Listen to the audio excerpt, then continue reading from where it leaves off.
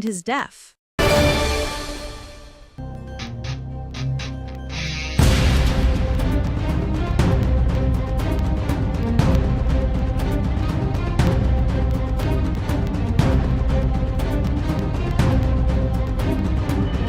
A chilling mystery grips India as Jamtara actor Sachin Chanwadkar, just 25, is found dead under suspicious circumstances at his Maharashtra home. Family members discovered him hanging from a ceiling fan and rushed him to the hospital, but he couldn't be saved. Known for his powerful role in Netflix's hit crime series Jamtara, Sachin had earned respect and affection for his raw, realistic performances in both Marathi cinema and streaming projects.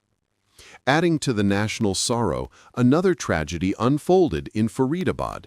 A 19-year-old college student ended his life after being blackmailed with AI-generated fake images and videos of his sisters.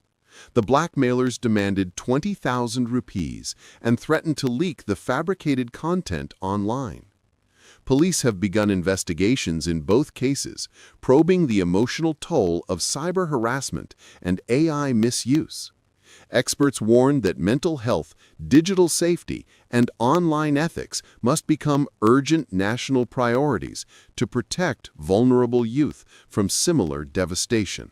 The federal government takes action.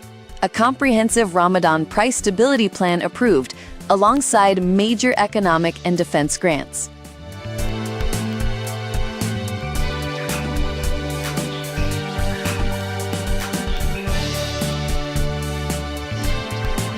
The Economic Coordination Committee, ECC, has approved a comprehensive price stability plan to control inflation during Ramadan and ensure relief for the public.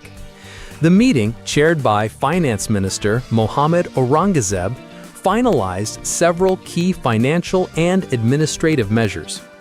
Under the new plan, all relevant ministries and provincial governments will implement strict monitoring mechanisms to keep food prices stable throughout the holy month.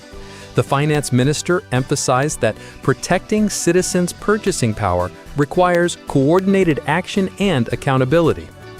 Chief economist Dr. Imtiaz Ahmed briefed the committee that inflation surged to 5.6% in September 2025 due to flood damage to crops and livestock. Prices of essentials like sugar and ghee rose sharply, though chicken and rice saw minor relief. The ECC also approved Rs 2.5 billion for the Pakistan Maritime Science and Technology Park under the Navy and 459 million for local body elections. Additional funds were approved for infrastructure and defense maintenance projects. Officials said the government's goal is to maintain economic stability while ensuring citizens experience genuine relief during Ramadan. The State Bank's latest report brings optimism. Foreign investment has risen, strengthening Pakistan's economy and restoring investor confidence.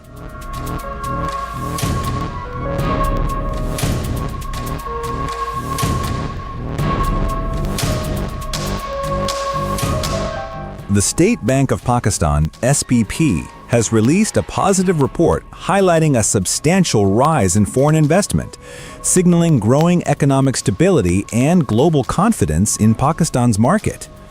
According to the report, effective policies introduced by the Special Investment Facilitation Council have played a vital role in attracting new foreign investors. In September 2025, total foreign investment reached $185.62 million, with the energy sector leading at $87 million, followed by $66.58 million in financial services and $25.3 million in the food sector. The first quarter of the current fiscal year also saw continued growth, with energy remaining the top-performing area. The SBP noted that increased investment in key industries will boost industrial production, create employment opportunities, and enhance Pakistan's competitiveness in global markets. The central bank emphasized that maintaining investor confidence and policy continuity is crucial for sustainable growth.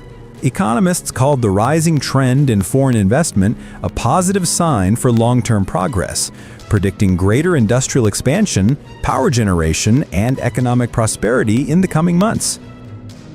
Despite Pak-Afghan dialogue, infiltration attempts continue. 25 militants killed, 5 soldiers embrace martyrdom defending Pakistan's borders.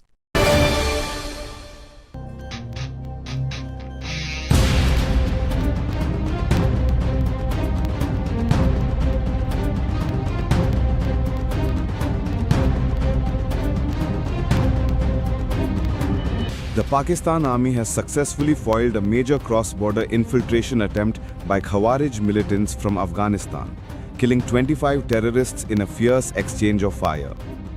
According to the Inter-Services Public Relations, the two militant groups tried to infiltrate across the border in the Ghaki Kurram and Spinwam areas of North Waziristan. Security forces responded swiftly, eliminating 15 militants in Spinwam, including 4 suicide bombers and 10 more in Ghaki. A significant cache of arms and explosives was seized from the slain militants. During the intense gun battle, 5 soldiers embraced martyrdom while defending the nation's frontiers. Havaldar Manzoor Hussain, Ghizar, Gilgit-Baltistan; Soldier Noman Ilyas Kiani, Poonch, AJK; Soldier Muhammad Adil, Kasur; Soldier Shah Jahan, Vihari; and Soldier Ali Asghar, Pakpattan. ISPR reiterated Pakistan's demand for effective border management from the Afghan government in accordance with the Doha Agreement. The statement added that under Operation Azm-e-Istehkam, Pakistan's resolve to eliminate Khawarij militants and safeguard its borders remains unwavering. The Pakistan People's Party secures a simple majority in Azad Kashmir as PTI defections trigger major political shifts.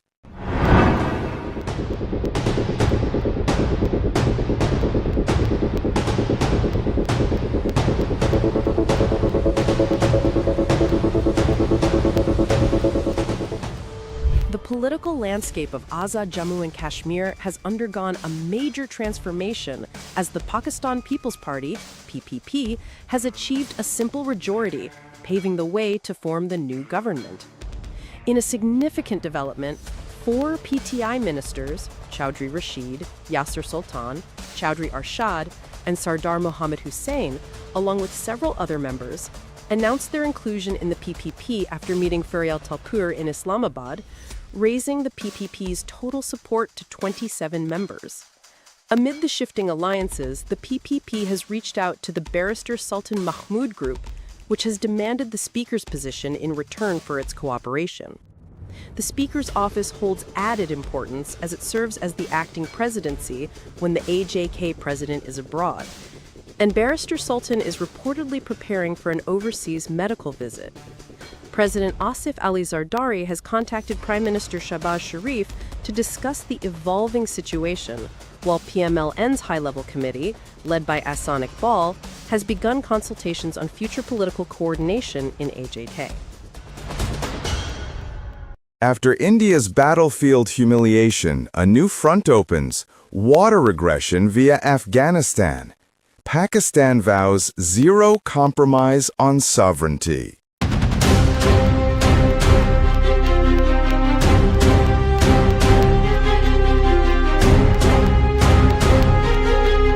Pakistan has strongly condemned India's growing water cooperation with Afghanistan, calling it a direct threat to regional stability and national security.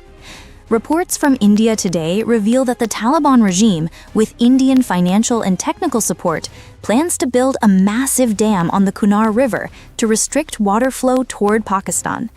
Officials in Islamabad warned that such actions violate international water-sharing principles, emphasizing that Pakistan's agriculture and economy are deeply reliant on the 16.5 million acre-feet of water flowing annually from the Kabul River. Analysts say India is attempting to pressure Pakistan's water system from both the eastern and western fronts after unilaterally suspending the Indus Waters Treaty.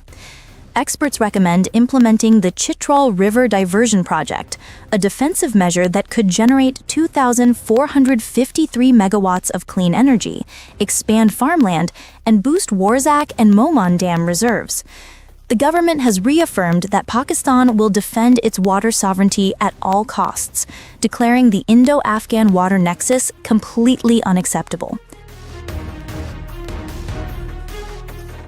Kashmir will become Pakistan. Thunderous chants mark Black Day across Pakistan and globally, demanding Kashmiris' right to self-determination.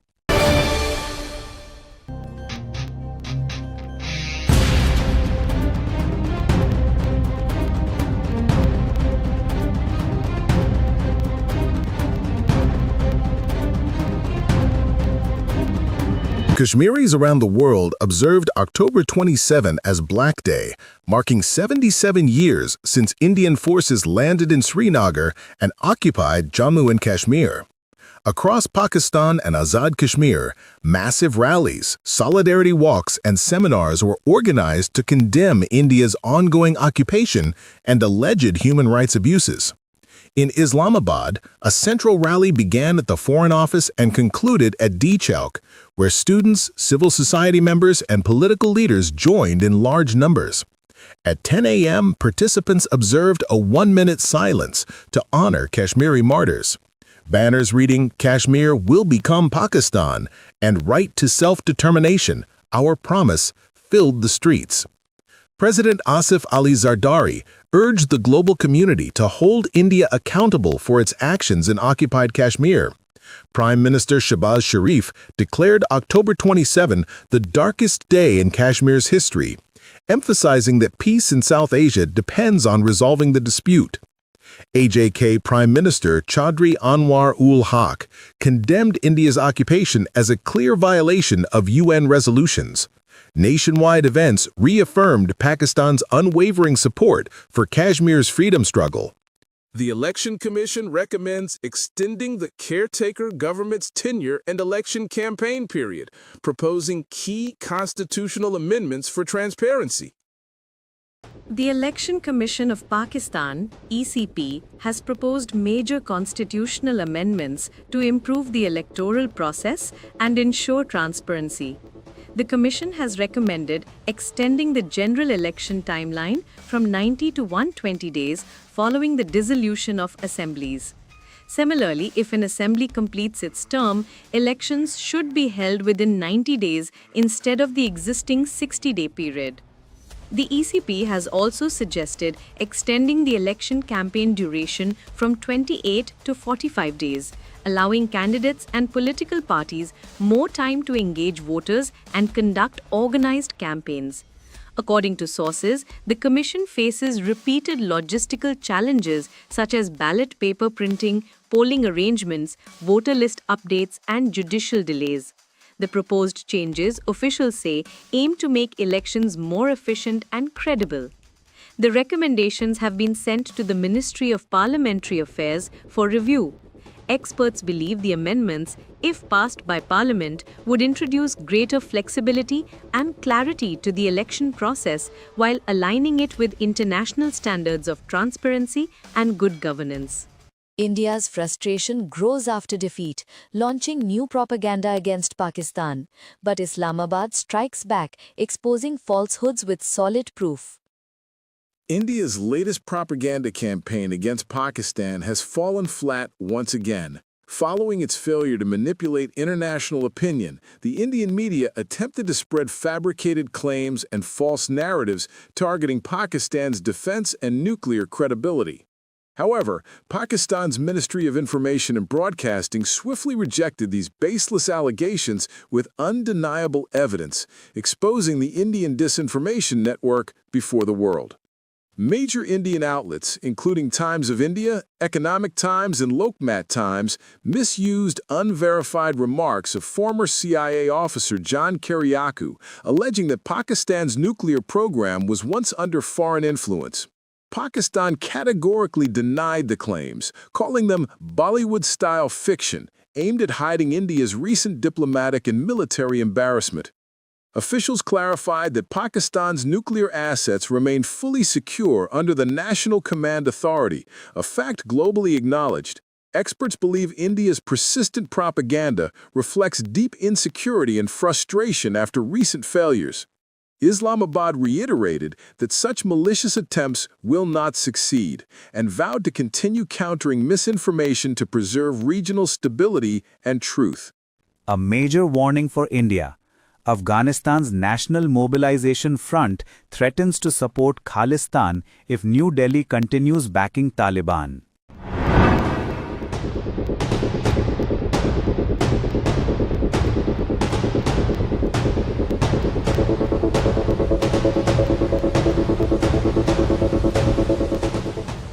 The National Mobilization Front, NMF, an armed group in Afghanistan, has issued a sharp warning to India over its alleged support for the Afghan Taliban and anti-Pakistan elements.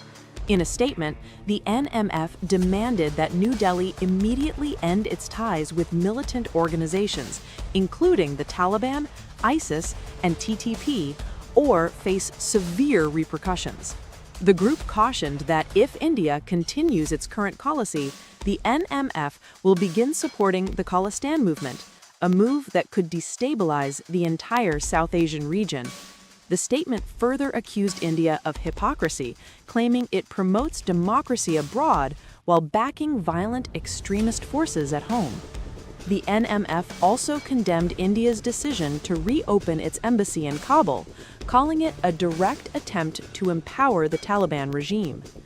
Experts believe India's approach toward the Taliban poses growing risks to regional peace and security. They urge New Delhi to reconsider its policies before tensions spiral into a new wave of conflict across South Asia. Bollywood star Prakash Raj fires another bold salvo, urging parents to protect their children from BJP and RSS indoctrination. Bollywood actor Prakash Raj has once again stirred controversy with a bold message aimed at India's ruling Bharatiya Janata Party, or BJP, and the extremist Rashtriya Swayamsevak Sangh, or RSS. Taking to social media platform X, the actor shared an AI-generated image showing a boy and girl wearing shirts reading, "Save your son from RSS, save your daughter from BJP." Prakash Raj urged parents to protect their children from ideologies that, in his words, spread hatred and divide society. His remarks came days after one of his close friends was allegedly killed by BJP-linked extremists. Known for his outspoken criticism of communal politics, the actor reiterated that politics should unite, not polarize. The statement has ignited fierce debate in Indian media and political circles. While supporters praised his courage to speak against extremism, BJP loyalists accused him of, quote, politicizing social issues.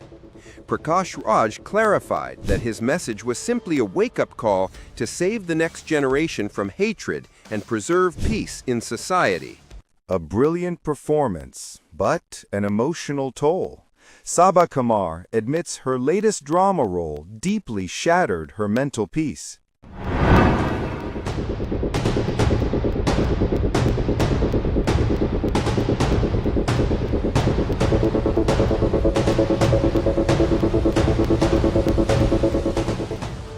Renowned Pakistani actress Saba Kamar has opened up about the emotional and psychological challenges she faced while portraying a sexual assault survivor in her latest television drama. The acclaimed star revealed that repeatedly filming intense and painful scenes left her mentally exhausted, calling it one of the toughest experiences of her career. Sharing her feelings on Instagram, Saba confessed that every retake felt like reliving trauma, fear, and pain. It's not easy to perform such emotionally draining scenes over and over again, she wrote, adding that the impact stayed with her long after shooting ended. In the drama, Saba plays Sahar, a woman who courageously takes her employer to court after facing sexual harassment, battling stigma, pressure, and social judgment to seek justice. She said the role forced her to confront harsh realities faced by many women in society. Thinking